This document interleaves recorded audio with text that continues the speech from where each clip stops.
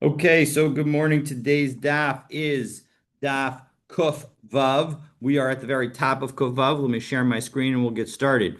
So, yesterday we began certain halachot associated with washing hands before and after meals, washing specifically al netilas yadayim before we eat bread, and mayim achronim after we finish eating.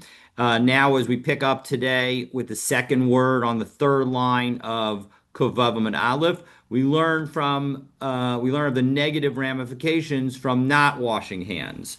So Kiyasa Rav Dimi Amar, when Rav Dimi came from Eretz Yisrael to Babel, he said the following: Mayim Harishonim Hechilu Basar Chazir. That when you the implication is, the literal translation is, of course, Mayim Rishonim, the first waters, the waters that you wash before making hamotzi. Hechilu Basar Chazir. It's as if you were fed pig, pork. And so, what exactly does that mean? Take a look at the top Rashi and keep your finger on Rashi along with the Gemara, as we'll be following along, doing a couple of the first Rashis. So, Echilu Basar Chazir, Shahaya Kanvani, there was a storekeeper, Yisrael, who was Jewish.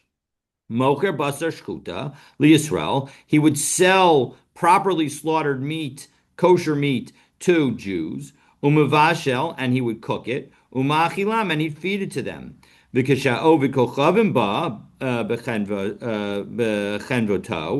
when the non-Jews would come into Chanuto.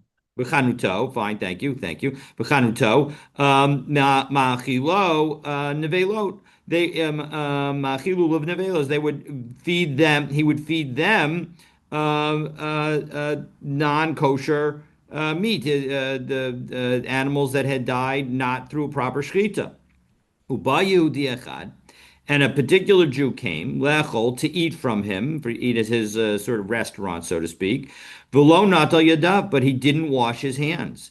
Ukisaver, and he thought zeh she'ovid kochavimhu. He thought the owner of the store thought he was not Jewish because he didn't wash his hands before eating.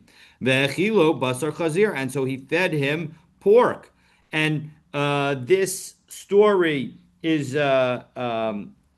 based on a midrash rabbah that gives some additional context that we were dealing with a time during which Jews were persecuted, and so you could not state publicly that you were Jewish.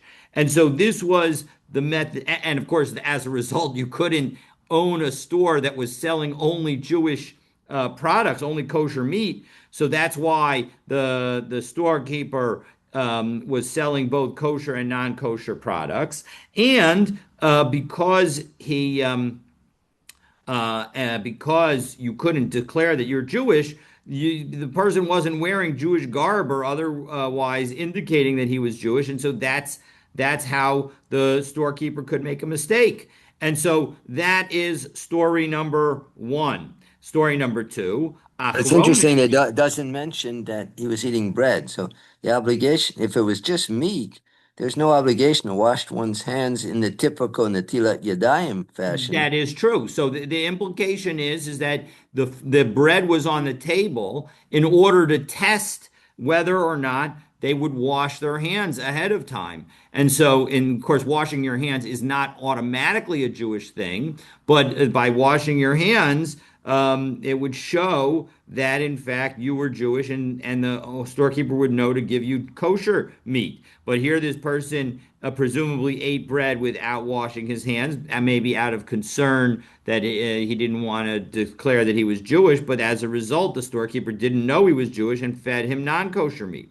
So And by Achro, other, and if a non-Jew and people, many people, most people wash their hands before eating, Jewish or non-Jewish. I And don't if know the that I would go non-Jew, so far as to say that. I'm well, not sure I would but agree with that. But in any event, but the if a bottom non-Jew line were to is wash that his hands, this was the would he feed him methodology. kosher?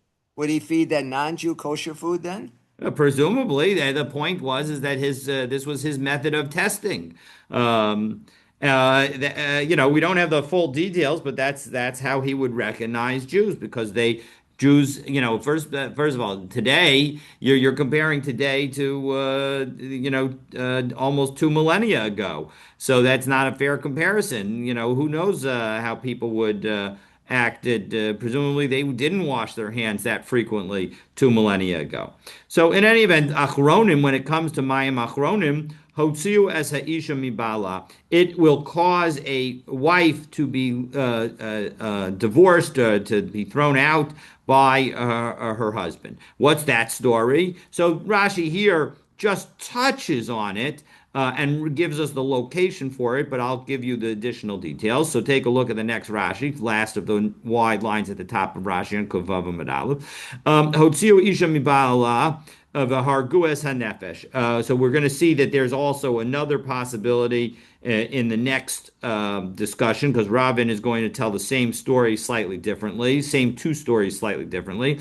So either it caused the divorce or it caused her to be killed. Beparak Basra de Yoma, in the last chapter of Masechet Yoma, Ba'uvda de Kidor, the story involving Kidor. Kidor was an innkeeper, and Rabbi Meir, Rabbi Yehuda, and Rabbi Yossi came and stayed at that inn. And Rabbi Yehuda and Rabbi Yossi gave Kidor, the innkeeper, their money per bags in order for him to watch them. But then when they came back to him after Shabbos, he didn't. He said, "I don't know what you're talking about." So then they noticed that Kidor had some beans in his some lentils in his mustache. And so, what did the two rabbis do? They went over to his wife and said, "Listen, your husband told us that to come to you, that you should give you should give us back our money bags." And they said, "And I'll show you that he told us, because he told us that you and he had lentils for lunch today." And so, as a result, she listened to them, gave them back the money bags. And then Ika Lamanda Amr, back into Rashi, last word on the first line of the narrow lines of Rashi. Ika Lamanda Amr Katla. Some people say that she was killed. The Ika Lamanda Amr Lo Katla Ela Apka. She wasn't killed, but she was just removed from being married to this guy. So let's go back into the Gemara. Ki asa Ravin. That now we're a third word from the end of the fifth line in the Gemara. Ki asa Ravin. Amar Rishonim Hechilu Basar Nevela. Instead of referencing pork, it just says that it was Nevela. Achronim Harguas Nefesh. But in the second case, rather than saying he was just that Kidor just divorced his wife, it caused him to kill his wife. So in any event, Amar Rav Nachman Bar Yitzchak V'Simanayich. How do you remember whether it was Rav Dimi or Ravin who referenced the killing or the divorcing? So it's I'll tell you, because everybody knows that Rav Dimi came before Ravin, and so Asa Rav Dimi Apka. The first Rav Dimi came and the woman was removed. Asa Ravin Katla. Ravin came and she was killed, meaning that you can't kill somebody, you can't divorce somebody after you kill them. So clearly then, if the divorce happens first, that can actually happen. And so Rav Dimi, who came first, he was the one who did the divorce. And then the second case of Ravin is the case of the death. Rabbi Abba Masne Chada Mehani V'Chada Mehani L'Chumra. Rabbi Abba taught both of these stories, but he taught, meaning the story about Mayim Rishonim and the story about Mayim Achronim, but he taught them both L'Chumra. What do we mean by that? Take a look at Rashi. We're now 1, 2, 3, 6, 9, 12 lines down in the Rashi. Chadim Ahani L'Chumra. Rishonim, when it comes to the Mayim Rishonim, the water that you use to wash before you eat. Basar Chazir. He taught that it was involved pork. Rav Dimi, like Rav Dimi taught. And Achronim, and when it came to Mayim Achronim, Hargu, he taught it as a story in which the husband killed his wife, Kiravin, like Ravin said. So as a result, he combined the two. Now, why is it? It's obvious why killing is more severe than divorcing. But Basar Chazir, why is that more severe than Nevela. Then no, not chaylev, nevela, then nevela. So basar chazer chamor min nevela de isbe trey isuri. That is more significant because you not only or do you violate the prohibition for eating an animal that has not been slaughtered, but you also violate the prohibition of eating a non-kosher animal. So there are two prohibitions in that situation. So that is the end of that discussion. And now the Gemara continues its discussion of the laws of washing hands with two different arguments between Chizkiah and Rabbi Yochanan. Itmar chamei ha'ur, when it comes to water that was heated by fire, Chizkiah Amar ein notlim mehen liyadayim. You can't use that water to wash your hands before eating.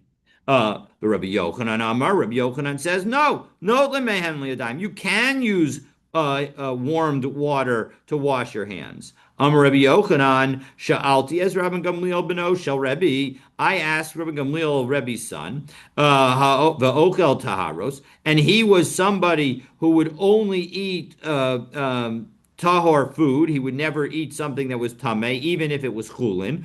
V'amar li, and he told me, Kol Gedole Galil Osinkain. Everybody who's great in the Galil does this, meaning they are willing to wash their hands before eating, even with water that was warmed under a fire or with a fire underneath it.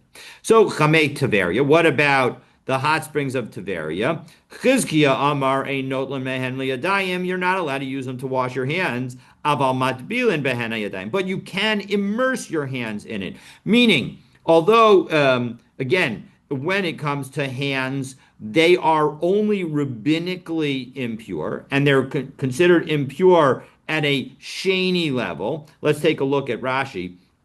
And with respect to what it means to immerse your hands in it. But you can immerse your hands. And Rashi adds, if it was sufficiently large that you had a full mikveh there. So as a result, instead of washing your hands as we do, you can just dip your hands into a mikveh. Rabbi Yochanan Amar, and Rabbi Yochanan said, with respect to the waters of the Tiberia, Kol Gufo Tovel Behen. You're allowed to do your entire body. Avalo panav yadav ragla, but you can't do just your face, hands, and feet. Now, Rashi, take a look at Rashi. Next Rashi in the Rashis. Kol gufo tovel behen im nitma. If they are rehuya lehain litvilas kol gufo. If you were tamei, you could immerse yourself in the entire hot springs of Tiberia, and thereby become pure again. But avalo panavya davragla, but you can't wash just your face, hands, and feet. Im tabal behen panavya davraglav, but if you were to just do these parts of your body, ein tefila ola liyadayim v'lachila, if that is not sufficient for you to be able to eat. Now the Gemara is about to ask, how could that be? And so back into the Gemara. So we are now. He immerses the whole body. That includes his hands, face, and yes, exactly. Of course it does. But that would work. That Rabbi Yochanan says would work. So last word on the 1, 2, 3, 4, 5, 6, 7, 8, 9, 10, 11, 12, 13, 14, 15, 16, 17th line. Hashta kol gufo tovel behen. If you can immerse your entire body in them. Panav yada v'raglav lo kol shekain. You should certainly be able to do your face, hands, and feet and have it work for allowing you to eat. Because after all, if it's a kosher mikvah, well then it should work for this. Because the whole point of washing hands is sort of like as a substitute for putting them into a mikvah. Because we treat just your hands. We're dealing obviously with just a rabbinic tuma, and the rabbinic tuma can be resolved by either dipping your hands in a mikvah or by washing your hands. So if dipping your entire body would work, so then why wouldn't dipping your hands in that same mikvah work?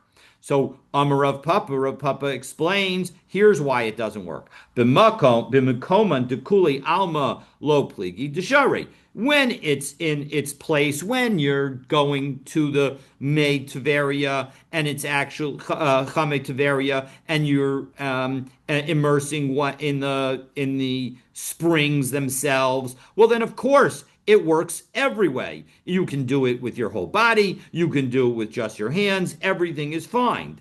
Mishkal minayha b'mana. If, on the other hand, you take some of the chamei tveria out and you put it into a mana, into a vessel, then dekuli alma lo pligi d'aser. It doesn't work. That clearly doesn't work. Everybody agrees that it doesn't work. And Rashi explains as to why. Dekuli alma aser. This is from the bottom of the narrow lines in Rashi. It's 6, 9, 12, 15, 18, 21, 24, 27, about 29 lines up. Dekuli alma aser.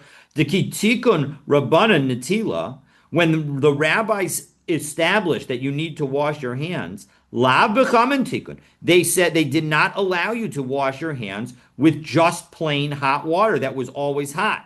V'hani griye mechame haor. And this water of the chame taveria is worse than the water that has been heated up by fire. Shelo haisa lehen shasa kosher. When it comes to water that was heated up by fire, it had a moment in which it was kosher to be used because at some point it wasn't hot. But these waters were always hot. And so as a result, they were never kosher to be used. And therefore, you're not allowed to use them to wash your hands in the rabbinic manner. Now, if you use them in a biblical manner, like as a mikvah, then it's fine. So, and everybody would agree to that. So, ki pligi. So, where is it that Chizkiah says that it does not work? That it does work to put just your hands in it, and Rabbi Yochanan says that it doesn't work. De paskinu bebas birta. It's where you put it in a bas birta. Now, what is a bas birta? Take a look at the next Rashi. De afsakinu bebas birta. Charetz. It's a trench. Katzar, a narrow trench. V'hamayim ponim sham, and the water turns there from the rest of the Chamei Tiberia, from the springs themselves. Ve'ein sham shir mikvah. And they themselves don't have a sufficient amount of water in this narrow channel to constitute a kosher mikvah. So imagine you created a small pool of water just on adjacent to the Chamei Tiberia. Aval mechubarim lemikvah. But they are attached, the waters of the mikvah, of this little less than mikvah space that you've created, are connected to the overall Chamei Tiberia, to the springs themselves. And so as a result, from a technical perspective, it should be kosher as a mikvah, because as long as the waters are connected, that part is considered part of the same thing. But here, because you've made it somewhat separate, to gezerah ba'almahu atumana, that we're worried that, according to Rabbi Yochanan, Rabbi Chizkiah is not worried about this, and that's why he says that you can immerse your hands in that area, because it's a fully kosher mikvah, because it's connected to the rest of the Chamei Tiberia. But Rabbi Yochanan says, no, we're concerned that if we allow you to do this in this little area, you will come to use a vessel, and that will be not problem. And that will be a problem. Back into the Gemara. Mar Savar. This is the very first word on the line. Right opposite, it's in the middle of the Tosos of Mayim Shenifsalu on the left-hand side. Mar Savar Gazrin and Bas Birta Atumana. Right? Rabbi Yochanan says we will make a Gzera and not allow you to use this little channel in order to prevent you from also thinking that you could use a vessel. Umar Savar Lo Gazrinan. And Chizkiah says, no, we don't make that Gzera, and everything is fine. And now we've explained how Chizkiah and Rabbi Yochanan disagree with respect to the hot springs. And Kitana, you know who else made an argument? There were two Tanaim that had this same argument. Mayim shenifsalu mishtias behema, when you have water that is not fit for an animal to drink. As Rashi tells us, shenifslu mishtias behema kigon suruchin, like if it's filthy, ochame Tveria, or the hot springs of Tveria, which have a lot of minerals in it and therefore is not good water for drinking. So the kalim psulim. If you have that water in a vessel, then it is not going to be able to make your hands tahor. Bikarka, but when it's if the water is still in the ground, ksherim, it is valid. And Rabbi Shimon ben Elazar Omer, af bekarka tovo behenet kol gufo avalo panav yadav viraglav. Even when it's in the ground, you can immerse your entire body, but you cannot immerse just your face, hands, and feet. Now, hashta kol gufo tovo behen yadav viraglav lo kosher kane. You should certainly be able to, if it's a kosher mikvah, you should be able to dip just your hands, feet, and face into it, and thereby cause it to be cause them to be tahor. Elalav defaskinu b'vas pirta, must be that we're dealing with the same situation where you had a separate channel, and because it's connected to an entire mikvah, when it comes to dipping your entire body in it, Rabbi Shimon ben Elazar would say that it's okay. But when it comes to just your hands, he'd be worried that you'll end up using just as you're using this small area to dip your hands into, you'll end up using a vessel to dip your hands in or to wash your hands. And that we know you can't do because the rabbis say that you're not allowed to use water that's unfit for drinking by an animal. And here's they're arguing about this exact same thing. Demar Savar, when it comes to Rabbi Shimon ben Elazar, he thinks Gazrin and Baspirta Atumana. We're worried that if we allow you to dip your hands in it, you'll end up using a vessel, and that would be prohibited. And so we don't want you to just dip your hands in it. But if you were to dip your entire body, that would be fine. Umar Savar Lo Gazrinan. And the Tanakama says, no, you can dip your entire body in it, and you can dip even your hands in it, because we're not going to make a gzeira about this kind of channel, because it's already connected, because it's still connected to the rest of the mikvah. It's considered a kosher mikvah, and we're not going to take it out of that category, and we're not worried that you're going to come to use a vessel. Okay, and so that is the end of that discussion. And so now the Gemara explains the requirement to wash hands before eating. That's a vessel from that water, right? Only specifically is that right? Correct. The issue would be using a vessel from that water, because that water, the rabbis require you to use animal potable water. If the water is either not potable for an animal, meaning you wouldn't give it to an animal to drink, well, then you cannot use that water to wash al natilas yadayim. Now, although that is true with respect to washing hands, that is not true with respect to a mikvah. Even if something is water that you would not give to an animal to drink, like chamei teveria, you can use chamei teveria as a full-fledged mikvah. And so that is exactly right. When we say that you're not allowed to use it in the vessel, we're talking about using the chamei teveria in the vessel. So Amar Rav Idi bar Avin. So the Gemara now explains the requirement to wash hands before eating. Amar Rav Idi bar Avin, Amar Rav Yitzchak bar Ashyan, Netilas Yadayim lechulin mipnei srach truma. Why do we do Netilas Yadayim for non-sacred bread? It's because of srach truma. It's in order to get accustomed to dealing with truma. V'od mishum mitzvah. And additionally, it's worth noting that it is a mitzvah to do it. So my mitzvah, what mitzvah is it? So Amar Abaye, mitzvah l'shmoa divrei chachamim. It's a mitzvah to listen to the rabbis. Now Tosos here asks an interesting question. You say that it's a mitzvah to listen to the rabbis, but why did the rabbis require it? Well, presumably, based on what we understood so far, they required it because we want you to have a routine for dealing with truma. Take a look at the third to last Tosos on the daf. on Kavavam and Aleph, mitzvah shmoa divrei chachamim, ve'im tomar v'halo mishum srach truma taknuha. But 1 second, isn't it because they wanted to create a routine for truma, ve'im kain mai ve'od? Why are you calling that a new reason? The reasons are connected, meaning if the whole reason the rabbis made this takana is in order for you to be accustomed to dealing with truma, well, then the fact that you're listening to them is because of the same reason that we're saying. So the fact that you're supposed to listen to the rabbis, it's one thing. You're only doing one thing. You're listening to the rabbis in order to establish a routine for truma. So as a result, so why would we call it a va'od and another reason? It's the same reason as we just said.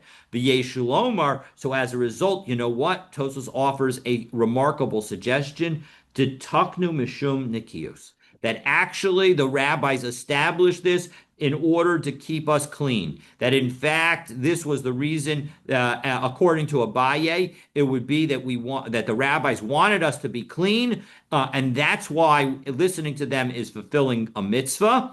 And in addition, it would also help us by having a routine for truma. And so it accomplishes two different things. There are two different aspects, and as a result, that's why it says va'od. Now, that was all Abaye. But you know what? Rava offers an alternative explanation for my mitzvah. Rava Amar mitzvah lishmoa divrei Rabbi Elazar ben Arach. You know what? Rabbi Elazar ben Arach offers us a basis to say that, you know what? It's sort of biblical, the obligation to wash hands. Now, this, I should note, is generally understood, and we'll see Rashi makes this point explicitly, that it's an asmachta, that it's really just a hint to it in the Torah. This is not what the Torah means, but rather diksiv. But they point out that in Vayikra Perek Tesvav Pasuk Yud Aleph, it says v'kol asher yiga bo hazav v'yadav lo shataf b'mayim. Anything that anyone who touches the zav, he did not wash his hands in water, and so as a result, the pasuk concludes that it's going to be tamei. Let's read the entire pasuk. V'chibas begadav v'rachatz b'mayim v'tamei ada arev. Right, that if you did not wash your hands and you need to wash your clothing and you need to rinse your entire body in water, so you're going to be tamei until nightfall. And so as a result, the point is what's this whole thing about washing hands? Amar Rabbi Elazar ben Arach mikan samchu chachamim l'natilas yadayim min Torah. This is the pasuk that shows that natilas yadayim before eating bread must be from the Torah, because Amrle Rava Rav Nachman, Rava asked Rav Nachman, my mashma, how is it indicated from this verse? Well, if you were to try and say that the verse should be understood as literally as possible, diksiv v'yadav lo shataf b'mayim, that when it comes to the zav, even though he did not wash his hands in water, because he didn't wash his hands in water, that's why, if anything he touches is going to be tamei. But hashataf tahor, are you telling me that if he did wash his hands, he'd be tahor? That's not true. Hatvilabai, he needs to wash his entire body. He needs to immerse his entire body. Elahagikamar, here's what the pasuk is saying. Va'acher, there is somebody else, not the zav, but there's somebody else, shalosh shataf tamei, that if he doesn't wash his hands, then he's going to be tamei, and that is the ordinary person before eating bread. And so as a result, that is the hint. And Rashi tells us, Elahachi Kamar, 1, 2, 3, 5 lines up from the narrow lines of Rashi at the bottom of Kavavam and Aleph, Hanogeya Bizav, that if somebody touches in the Zav, that's one category. Umi she'eno shotif es yadav. And there's also the category of somebody who did not wash his hands. Shnehem, the two of them, the two separate categories. Tamein, it's tamei, that will cause tuma if they touch something. The asmachta ba'almahi, this is just an asmachta, because the literal understanding of this is more about how we engage in the washing of one's body. That when it comes to washing with respect to our body, you have to be careful that you do not have anything on your hands in order to ensure that there's no chatzitza, and similarly with every other aspect of your body that is uncovered. And so in any event, the bottom line is that this is a hint to the idea of washing before making hamotzi, before eating bread. And so Rava says that when we say the od mishum mitzvah, it's referring to the fact that it's not just about uh, having a routine for truma, but it's about understanding this verse and interpreting this verse as also a hint to this requirement. Okay, so now Amar Rabbi Lazar, Amar Rabbi Oshia. So continuing to discuss about washing hands before eating bread. Lo Amru Natilas LeYadayim LePeirot Ela Mishum Nikios. When it comes to washing hands, and this goes to your point, Ken, earlier about the fact that maybe what about did they have to have meat in this in the situation where Bread. Did they have to have I'm sorry, did they bread? have to have bread? Correct. That's what I meant. Thank you. Did they have to have bread in the situation that we dealt with earlier? And so Rabbi Lazar is saying that actually the washing your hands is a more general rule. But when you do it for things other than bread, you're only requiring to do it out of cleanliness. So savar mina. So people used to think chovahu deleka hamitzvika, but that although there's no definitive obligation, it would still be a mitzvah, a good thing to do. So amar lahu Rava lo chova velo mitzvah ela rishus. Rather, it is just optional. So again, in the times of Shmad, maybe that he could still use it as a methodology. So, but in any event, the bottom line is whether we say that it involved bread, the case of the meat that we began with today, or didn't. You can go in either direction based on this Gemara. Upligi the Rav Nachman, and you know what? This statement of Rav Oshia, which says that it's totally optional, actually argues with Rav Nachman. Dam Rav Nachman, Hanotel Yadav Lepeiros Enu El Megasei Ruach. That when it comes to those who wash hands for fruit, you know what? That is actually just being a haughty spirit, because in fact it isn't required. And if you're going to be so strict on yourself as to wash in that situation, it's because you're thinking too much of yourself. And so as a result, that disagrees with Rabbi Lazar, because Rabbi Lazar says, in the name of Rabbi Oshia, says that in fact it's optional, and Rav Nachman is saying no, it would be prohibited because you're not allowed to act with a haughty spirit. Okay. But isn't there? Don't we learn that? And certainly there's a reference to this in Pesach, that would wash the hand. They would be mocked, but they wash their hands before fruit and vegetables because the liquid could drip, and then one could be matame from this. That's That's brought down exactly another question. And so So you're absolutely right, but we do not do that today. And as a result, if one were to do that today, they would be violating Rav Nachman's statement.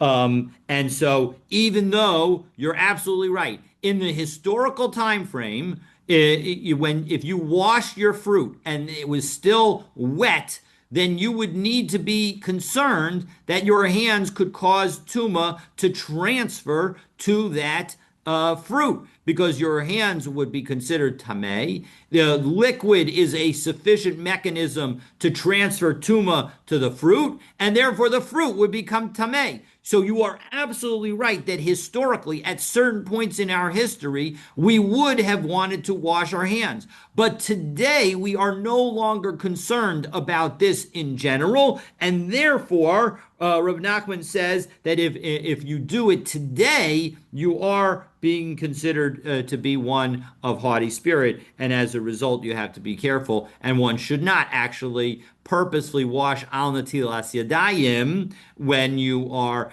even if you're having just fruit. Even though, again, I just want to emphasize, historically we would do that. We would wash our hands historically, but that is not the case today. What is today in the Gemara? This is the Gemara is Yeah, 2,000 years so ago, this is right? late. This is late in the Gemara understanding. This is not in the time of the Mishnah. This is in the time of the Amoraim, and we're no longer, because we don't have the base of Migdash any longer. We're not really engaging in that level of being concerned about tuma. That's exactly right.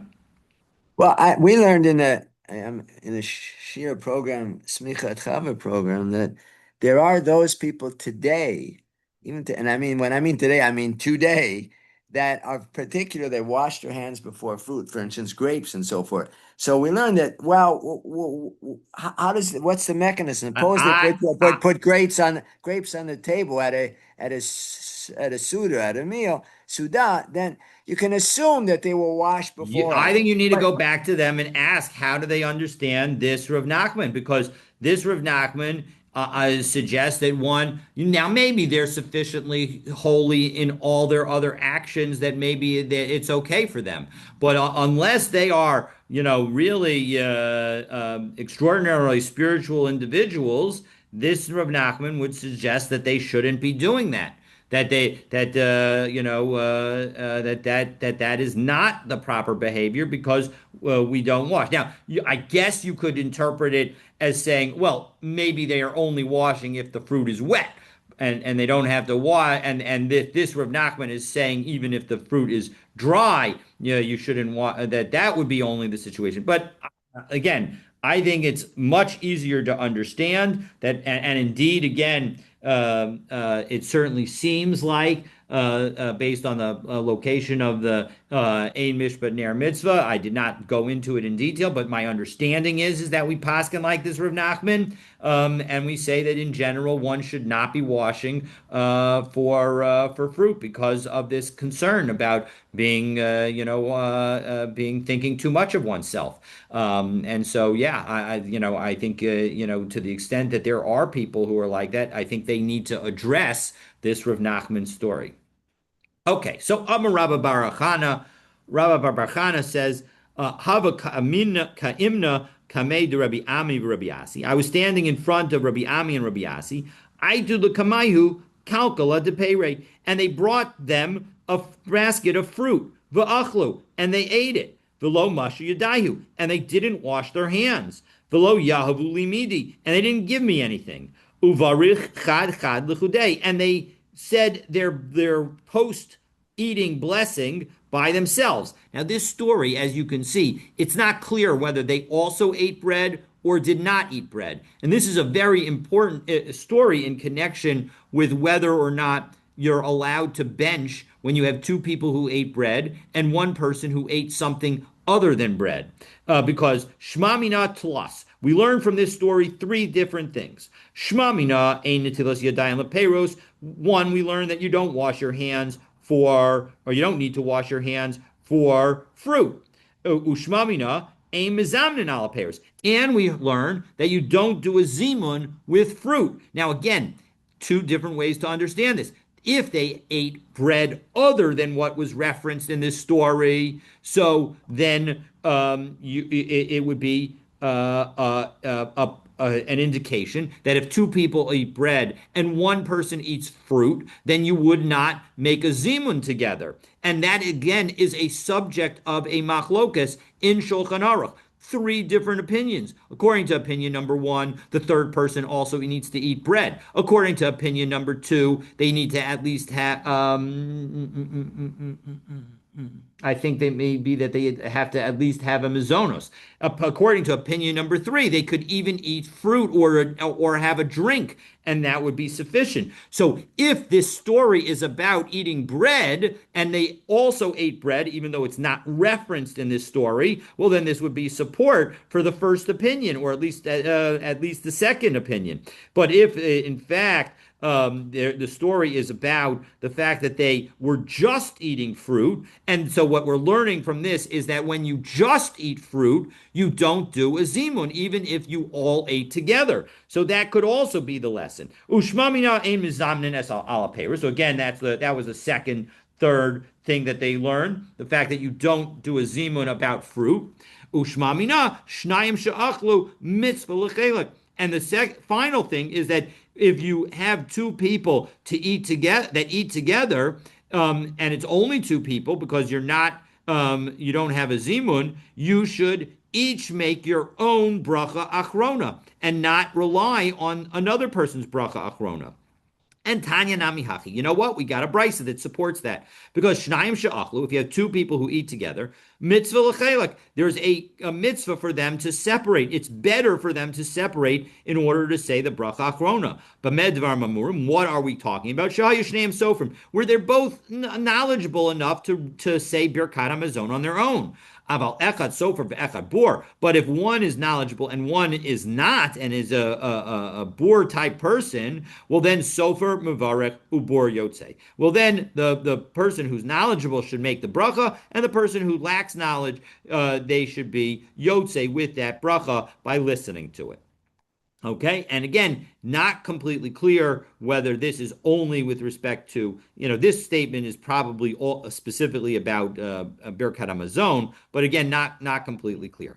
Now But there are situations. I've been in shuls after Kiddush, someone will say, I'm going to make the bracha al michya for everybody. I'll make the bracha b'rei nefashot, or you'll make the bracha b'rei nefashot for everyone. There are 30 people there, one bracha from one person.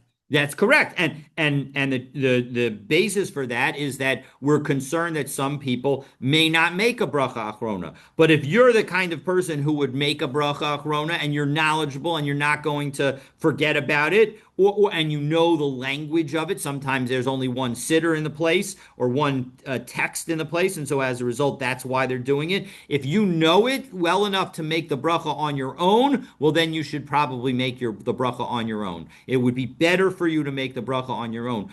Unlike, it's interesting, Tosos deals with this issue, bottom Tosos on this daf on Kovav Amud Aleph, it talks about the preference that when it comes to making a bracha before you eat, well, then we often will say one person will make the bracha and have everyone in mind, and as long as the first person eats, everybody can eat based on that bracha. And we do not say what we're saying now, that it's better to separate. But when it comes to the bracha achrona, if you do not have a zimun, it is better to separate and each to say his or her own bracha achrona.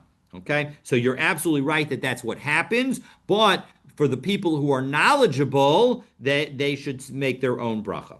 Again, it's really done in order to prevent people from failing to make a bracha. Tana Rabbanan. So now we are going to have a brisa that quotes how much of one's hands one must wash. So Natilas Yadayim, and this is a very unclear series of this, a very unclear brisa, because the same wording is used, and it's pretty clear that it means different things each time. So we're going to use Rashi to help us out. So the Rashis are all on the Amud Bet, so let's get to it. So Tana Rabbanan, Natilas Yadayim l'chulin, when it comes to washing your hands for non-sacred food and non-sacred bread, ad haperek. Well, then you should wash until the joint. Now, what joint is that? Take a look, turn the page, and we'll do, well, you know what? Let's just read the next words, and we'll be on the second page. L'truma, when it comes to truma, and now we turn to Kav and Bet in the Gemara, ad haperek. Again, same language, and that we go until the joint. So let's now take a look at the first two Rashis on the daf to see that, in fact, we're dealing with two different prakim, two different joints. So ad haperek, and note that the little bet at the beginning of this Rashi refers to the Mesoras Hashas that notes that it actually applies to the Amud Aleph. Hasheni, when we refer to the perek, to the joint, we're referring to the second joint. So that is when you go from the top of your finger, one joint, two joints. And you'll see why I know that you're counting from the top of the finger in just a moment. So you're talking about shebe'emtza etzba'ot, that is in the middle of your fingers. So when it comes to washing al natilas yadayim, before regular bread, you only have to go to the second joint. Now, the practice is that we wash all the way until our wrist. And if you take a look at Shulchan Aruch, it suggests that you go all the way to the wrist. But in any event, it is sufficient if you go just until the second joint of the wrist of the hand. Um, Continuing on in that So process. that would probably apply to, I'm thinking, to Tisha B'Av, Yom Kippur, for those people who must eat. Correct, correct. The That's practice is exactly in the right. morning, you wash to the perik and not the whole hand. So and if they have to eat on those days, then I would think from based on this, they wouldn't have to go back and wash the whole hand in order to eat. Well, we're going to get actually what you raised just now of the fact that washing in the morning could somehow also satisfy the washing for eating is a very interesting issue that we are about to get to. But before we do that, let's just note the fact that I agree with you completely that what you're highlighting is that now a query whether maybe you should go to the knuckle, but we'll get to that in just a moment because this is not going to be the universal view what we're reading right now. So in any event, hasheni emsa etzbaot, right? You're going to go to the second joint, which is in the middle of the finger.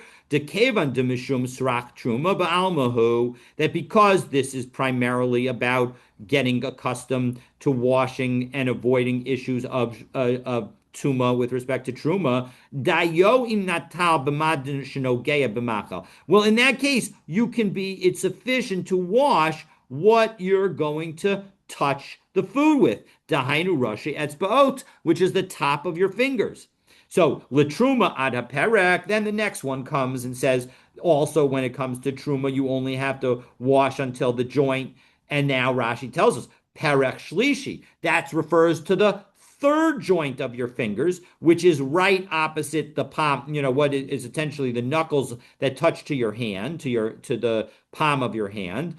Vehu bigav hayad. That is the back of the hand. That is, what gets to the back of the hand. So that's these knuckles. That's where you wash for truma,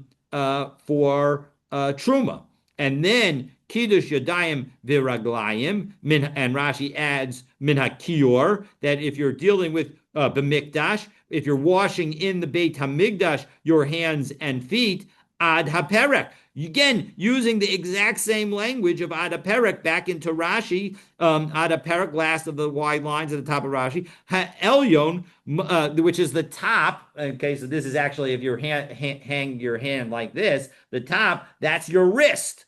Makom chibur hayad v'hazroa. It's the place where your hand and your zroa, your arm, touch one another or connect to one another. So that is the brisa, and the brisa now continues. The kol davar shechotzitz betfila baguf. Anything that creates a chatzitza, an interposition between your body and the water, when it comes to doing tefillah,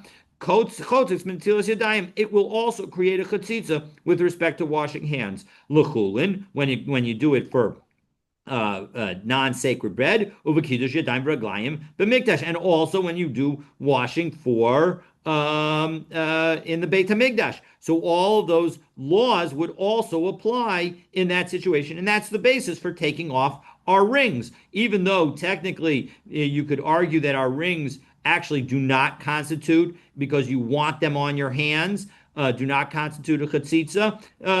In general, we take our rings off our hands. That, by the way, if you fail to do so, you do not need to wash again. Rav, so Rav says, again, assuming that you want them on your hands in general. Adkan l'chulin. So Rav notes that you go until one place for chulin, adkan l'truma, and you go to another place for truma. Ushmuel avar adkan bein l'chulin bein l'truma. And Shmuel says, no, you go to the same place whether it's for chulin or truma. And l'chumra, you go to the more stringent place, meaning that according to Shmuel, you would go to your knuckles, to the bottom knuckle of every finger.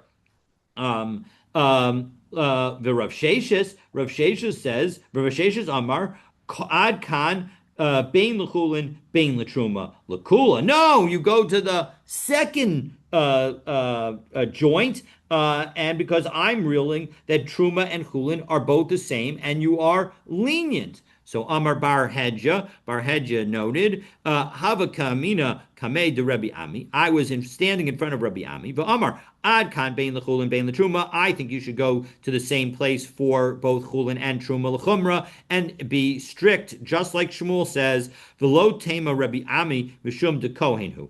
And I'm sorry, and my apologies. And Rabbi Ami said that we should go to the same place and be stringent. And don't tell me that Rabbi Ami said this because he's a Kohen and therefore wanted to be extra strict. Daha Rabbi Miasha bar Brei de Rabbi Yoshua ben Levi, who Levi, that Rabbi Miasha was a Levi, the Amar, and he said, Ad count bein lechulin, bein letruma, lechumra, that we should go until the bottom to our knuckles. And so as a result, when we're washing Al Natil Sedayim at the morning on Yom Kippur and Tisha B'Av, we should wash to our knuckles. And so that is because that is the minimum amount, and we want to wash as little as possible.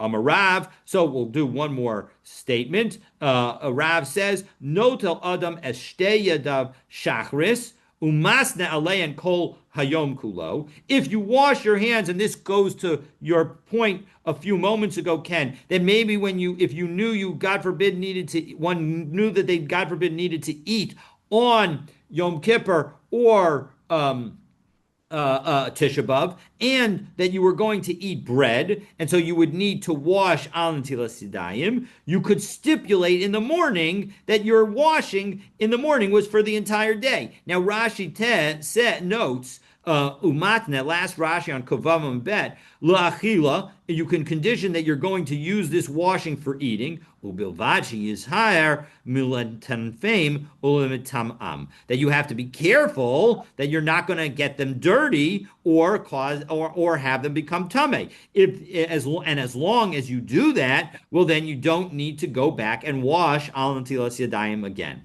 So Amar lahu Rabbi Avina l'Rivnei Pakta de Aravos. So Rabbi Avina said to the people of Pakta de Aravos, the valley of Aravos. Rashi tells us Pakta de Aravos, top Rashi on Kuf Zayin with Aleph.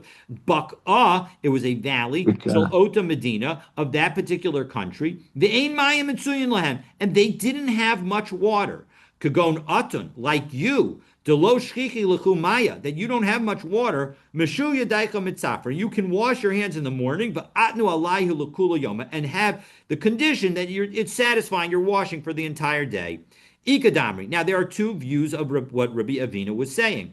B'shas hadchak in shalo b'shas hadchak lo. Maybe he was saying it just for the people in Pakta de Aravos because they have need, because they don't have much water, and so as a result, it would only be for them and not for others. Upligid de Rav, and he was therefore arguing on Rav, who says that you could do it anyway, no matter what. V'ikadamri afilu shalo b'shas hadchak nami. Really, although he was ruling for the people of the valley of Aravot, and therefore he was saying that you can use this and make this condition even because you don't have very much water. He would still agree with Rav, V'hainu de Rav, and that is exactly what Rav says. And so, as a result, there are two ways of understanding this. In general, we follow the latter of the when you have two Ika de Amris. But in any event, and in fact, that seems to be the halacha. But from a practical standpoint, we do not generally use this leniency. Again, it's a very interesting thought that Ken had to use this specific leniency in connection with